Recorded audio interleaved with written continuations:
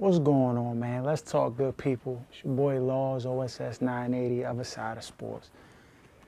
So I usually don't talk politics, but I feel like it has to be addressed because it's starting to really like just irritate me.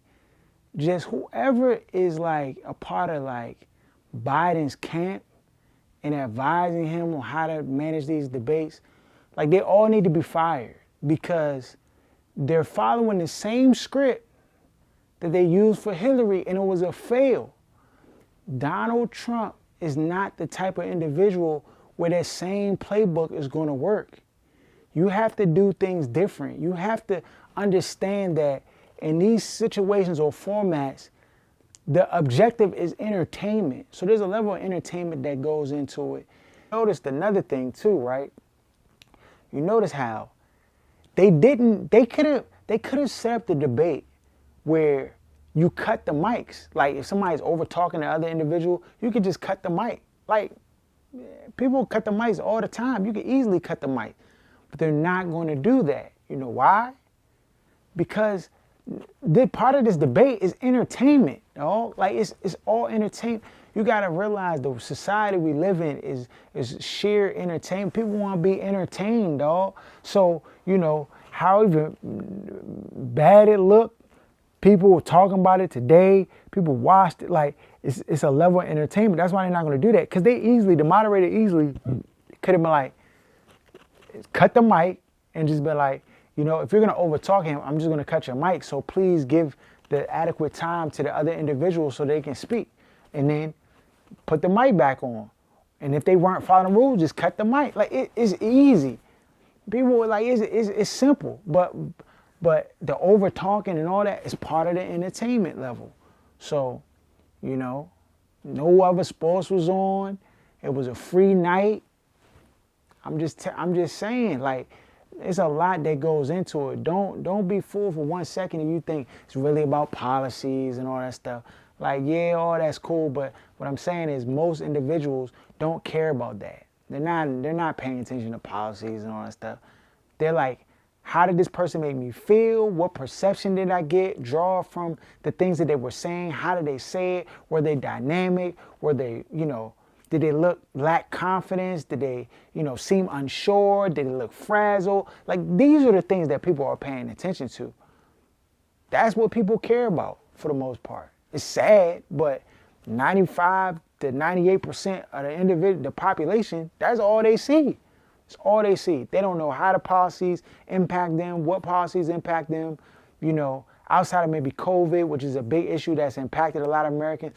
People are not acutely aware of all these things that are going on from a political standpoint. So to try to like get into that with the people, if you're Biden, that's a fail. That is a fail. Certain things you want to talk, healthcare and stuff like that, I get it, the trigger buzzwords and stuff like that, but trying to just talk about facts and all of this, like it's just not going to work. Are facts important? Yes, you need to have facts, but you can't try to play this election and these opportunities the same way. Last night watching this debate between Donald Trump and Vice President Biden just was disheartening. I mean, people, you know, it was bickering back and forth. It was like a 13-year-old arguing versus a 16-year-old.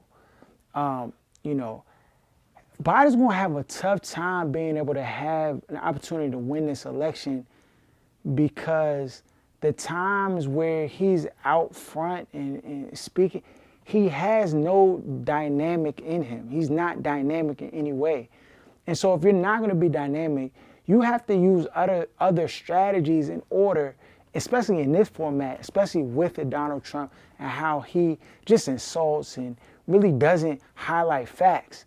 You know, there was a couple of times Biden just dropped the ball to me. Like when they were talking about race in America and just what would you do and how would you handle racial tensions and stuff like that.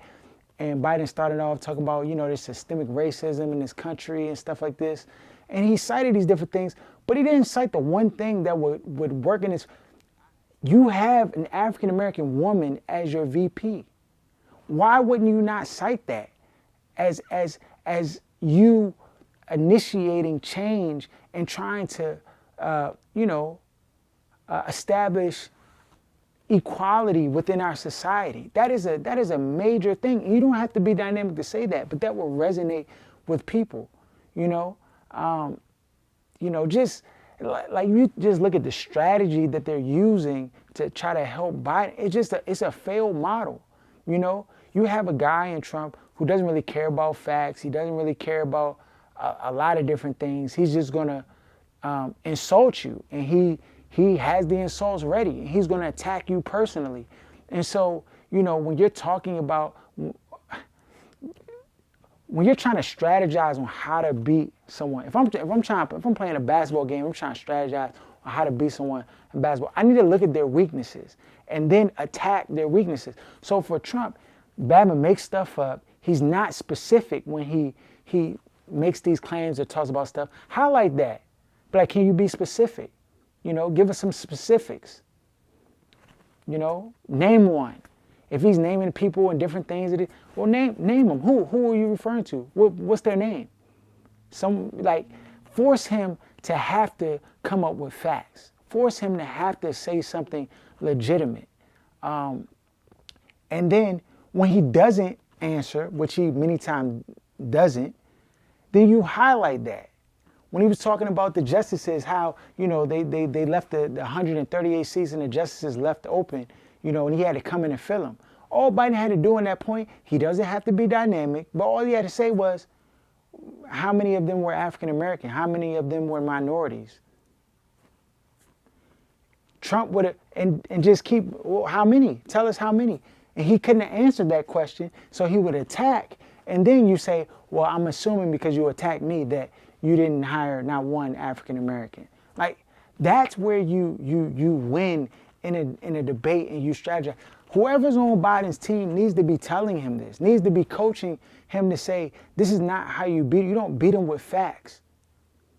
You don't beat him with facts. It's not going to win. Most American people do not care about the facts. It's not like they left the debate and they were like, yeah, he said what? Let me go ahead and look that up. Let me go and see what he told me. Nobody's doing that, dog. It's about perception and feel. How do you feel about a candidate afterwards? How do you feel about the decisions or the things that they said or how they said it?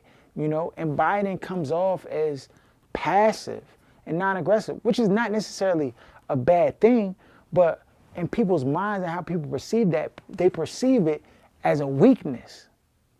You have to be able to turn that into a strength.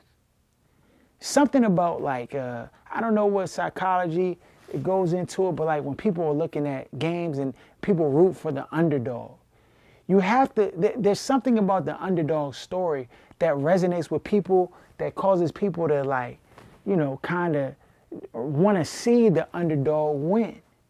And I think Biden could have that element with him, but he just doesn't know how to maximize on it, dog. He's not quick enough. And I don't know, maybe it's just because he's older or whatever, to be sharp, to be able to respond to some of these different insults that Donald Trump is throwing at him. And at times he looks a little flustered. And I'm not a part of his team, but if I was, there's ways and strategies that you could give him where he could come out victorious.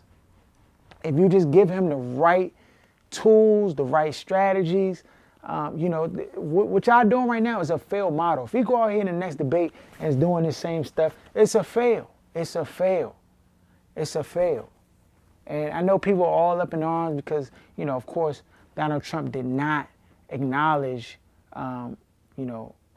or denounce white supremacy in this country. I'm not surprised. I hope you aren't surprised.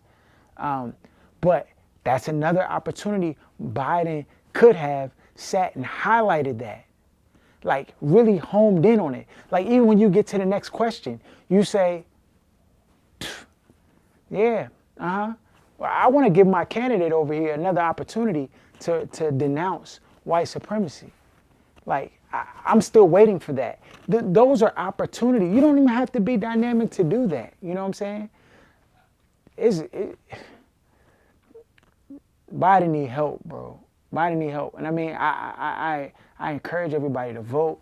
You know, I'm not trying to be political and tell you, oh, you need to vote for this person or that person. I'm just highlighting some of the things that I saw, you know, for those who are in support of Biden, where he dropped the ball. And I would hope that somebody would just coach him up, dog. Like, get him in a room and just tell him what he needs to do, because what he was doing last night is not going to work. It's not going to work. They tried that Mr. Nice Guy stuff with Hillary Clinton, and Trump's not playing fair. The fact that he wouldn't even allow him to get the 2 minutes to speak, you gotta, if I'm a part of your camp, I'm telling him, I'm saying, look, every time he breaks the rules, you need to highlight that.